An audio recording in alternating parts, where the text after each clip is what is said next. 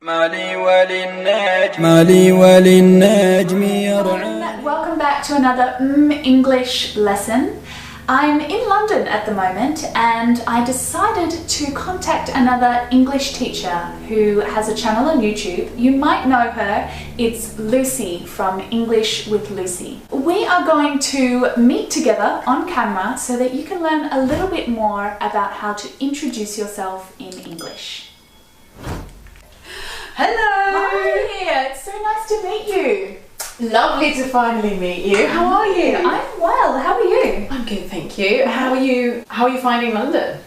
So far it has been incredible. Like I've been, working really hard but also having lots of fun as well. It's just the weather that's not quite my cup of tea. It's not great. It's a bit grey. It's a little bit grey and a little bit drizzly. A little bit cold for me. I've spent a few days up in Scotland as well, which was even colder. So I guess now... What's it like in Australia?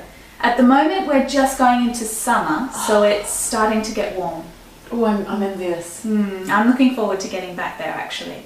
Do you live near the beach? I do, yeah. I live in Melbourne, right near the beach. Yeah. So and how long are you going to stay here for? Probably just another few days actually. So I've been here for about 2 weeks already. Do you miss home? Not really. It's nice to get out and explore and see new things and meet lots of new people like yourself. So yeah. Yeah, I love travelling. Do you? Yeah. So where have you been travelling recently?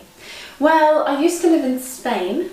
I got to see quite a lot of Spain. I haven't been travelling recently. Yeah. I did go on a holiday to Spain this summer, but I'm looking to move abroad very soon. Really? I'm looking to go back to Spain very, very soon.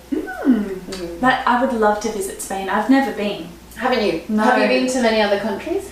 I have been, I've travelled quite a lot. I've been to Greece, so, warm, beautiful beaches, lovely in summer, that kind of thing. I went to Greece this summer. Did you? I went to Kefalonia, one of the islands. It is such a gorgeous part of the world. Food. And the food. It's food. like a mix of Greek and Italian food together, just my two favourites. The European summer is lovely. So It is. I'll make sure shame that about the winter. I know. I'll make sure that I'm back here for the summer next time. Definitely. And you need to visit Spain. Yes. Spain is my favourite country Yeah. in the world. Yes. I know. It's been on my list for many years. And the food there, if you like the Greek food, then you're going to love Spanish food. I'm a bit tired of eating Spanish food in restaurants anywhere else in the world except in Spain. It's not the same. It's not the same. And I'm looking forward to having my first proper siesta as well. Oh, have you never had one before? We need to correct that. Not officially, no. So I've seen on your channel that you quite like cooking. Yes. How did you get into that? Well, to be honest, I learnt a lot of it from my fiance, Shah. So he is an excellent cook. And I guess when you get in a relationship with someone, you have to kind of up the ante a bit. So he was a really good cook and I needed to impress him with my skills.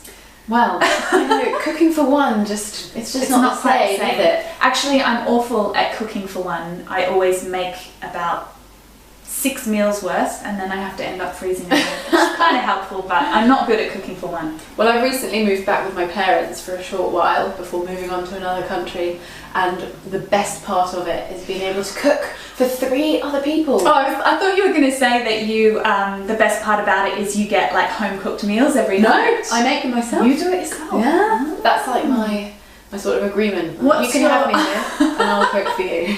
What's your specialty? Well, I did travel in Italy a little bit. Actually, I didn't go in Italy, I went to Palermo in Sicily and they taught me how to make a mean risotto. But I really like experimenting. So I kind of ask my dad and my brother, because they're the most appreciative, what do you fancy? And then I try and do it, but with a twist. Okay. So if they want Mexican, then I'll do some sort of... I like to invent.